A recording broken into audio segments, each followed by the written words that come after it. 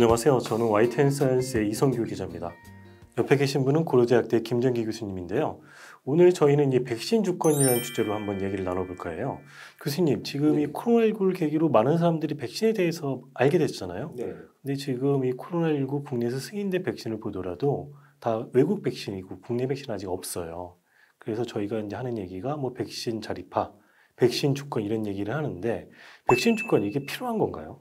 일단 뭐 크게 두 가지 상황으로 나눠볼 수 있는데 평상시 같은 경우에는 일단 백신 주권을 확보를 하게 되면 백신이라고 하는 게 치료제와 더불어서 대표적인 의약품 중에 하나이기 때문에 그거를 한 국가의 자국에서 생산할 수 있느냐 이게 굉장히 중요한 부분이거든요. 그러니까 그걸 생산할 수 있느냐 못하느냐에 따라서 과학 분야에 있어서는 그 국가의 위상과 관련성이 있다라고 보는 거고 현재 우리 팬데믹 상황에서 적절하게 대응을 못하면서 백신을 만들지 못하고 있는데 이 부분이 향후에 코로나19가 끝나고 나서 다른 어떠한 팬데믹이 왔을 때 또 마찬가지 상황이 발생할 수 있다. 그러니까 이러한 측면에서는 우리가 그 백신을 만들 수 있는 플랫폼, 그러니까 원천 기술을 개발해 놓을 필요가 있다. 이 부분이 우리가 얘기하는 백신 주권이다라고 보는 거죠.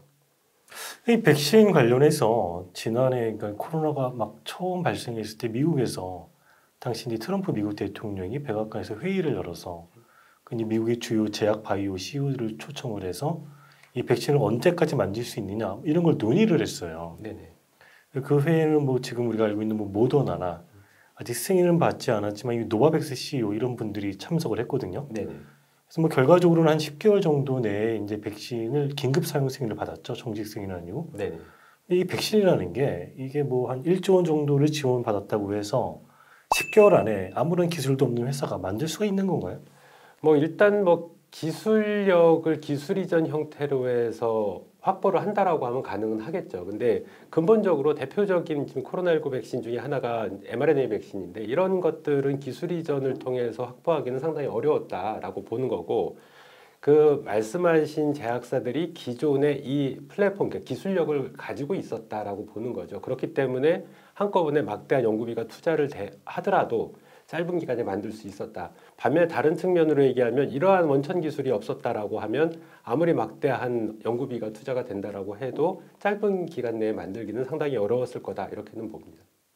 그래서 모더나가 사실은 한 10개월 정도는 굉장히 짧은 기간에 mRNA 백신은 세계 최초였죠. 화이자 다음이었지만 이 mRNA 백신 플랫폼을 개발할 수 있던 그 이유는 이 회사가 원래 그 전부터 이런 백신 연구를 좀 하고 mRNA 관련한 그런 기술이 있었기에 가능했다 이렇게 우리가 볼 수가 있는 거잖아요.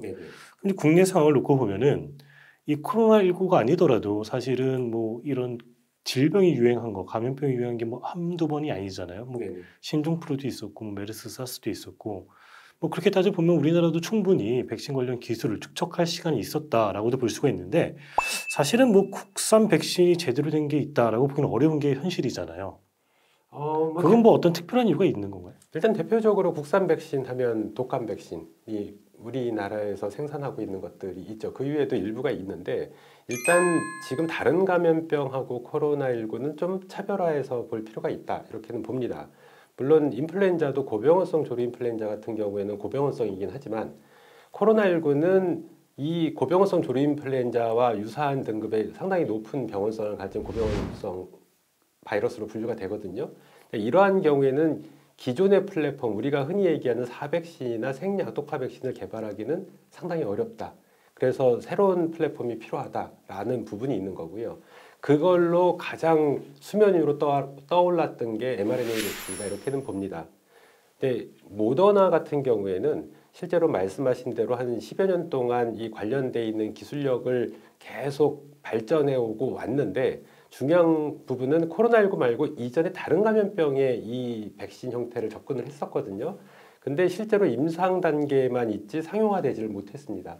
근데 코로나19 같은 경우에는 팬데믹 상황이고 위급 상황이다 보니까 이 플랫폼을 그대로 가지고 온 거고 그렇기 때문에 뭐 이상 반응의 빈도라든가 강도가 높다라는 이런 부정적인 부분이 분명히 가지고 있다. 어찌됐든 팬데믹 상황을 이러한 부분을 우리가 감수하고라도 접근을 해야 되기 때문에 이 mRNA 백신이 나왔다 이렇게는 보고 있습니다.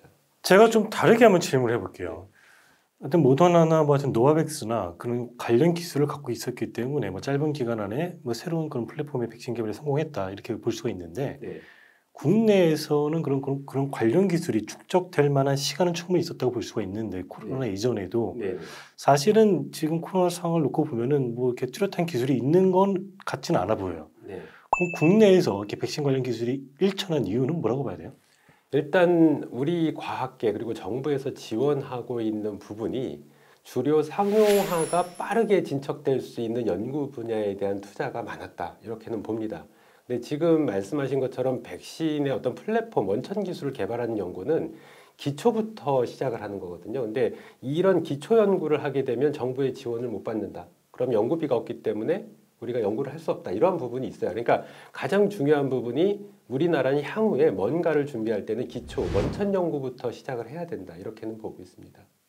지금 백신 얘기를 우리가 계속 나누고 있는데 네. 이 코로나19 이후에 국내 백신이 어떤 그 전 세계 그 백신 생산의 허브가 되고 있다. 네.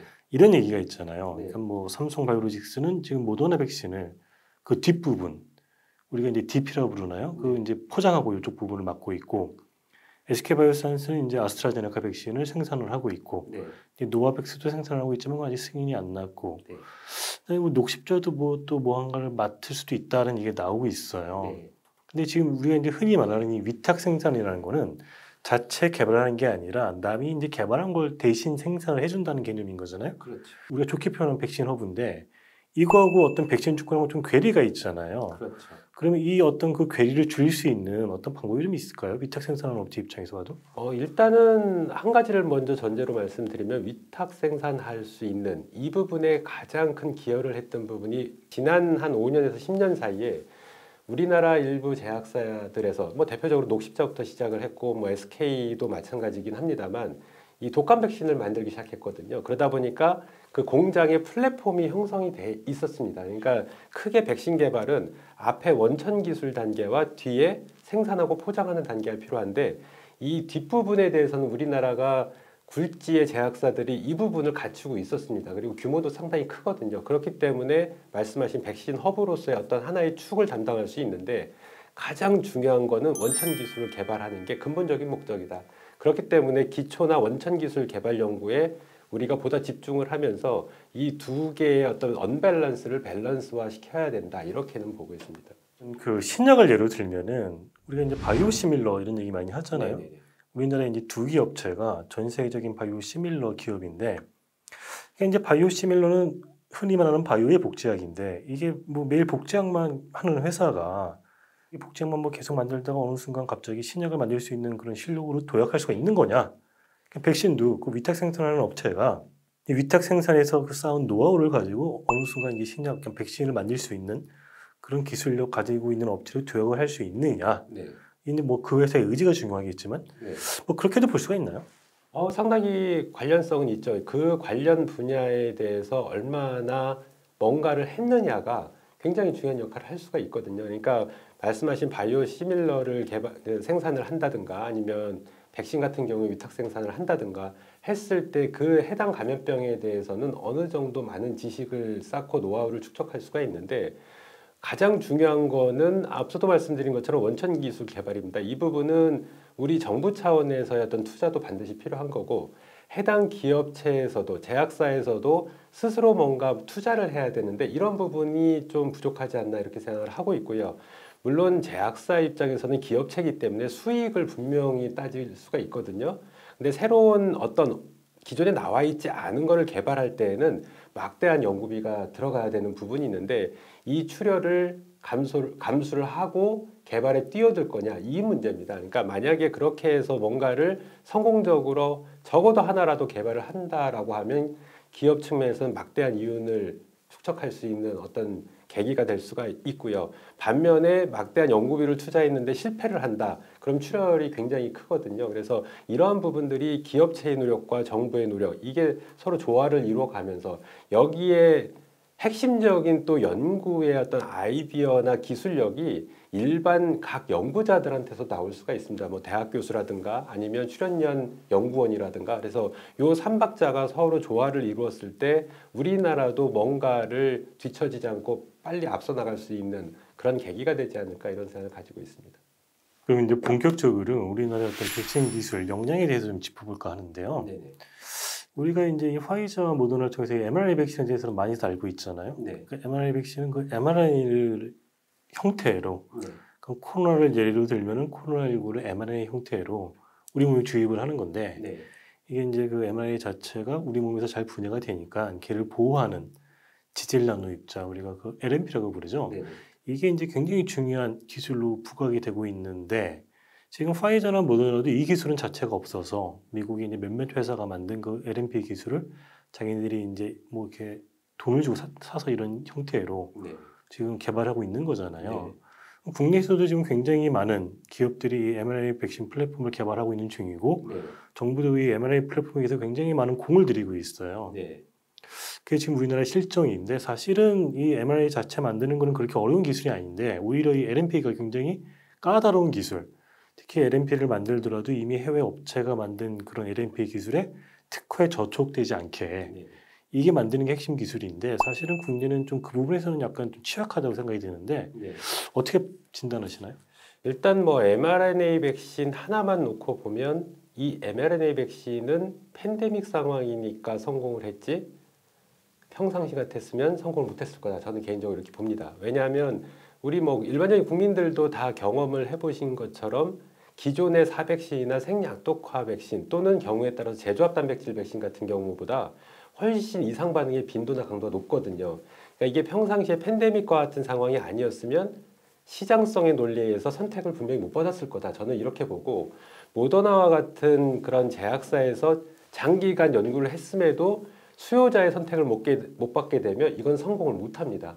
저는 그렇게 보는데, 일단 그 핵심 기술이라고 하는 LNP 부분에 있어서도 이 mRNA 백신이 깨지기 쉬운 부분을 극복하기 위해서 다양한 기술들이 있거든요. 플랫폼이 있는데 그 중에 상용화가 가장 손쉽게 될 수 있는 부분이 LNP고요.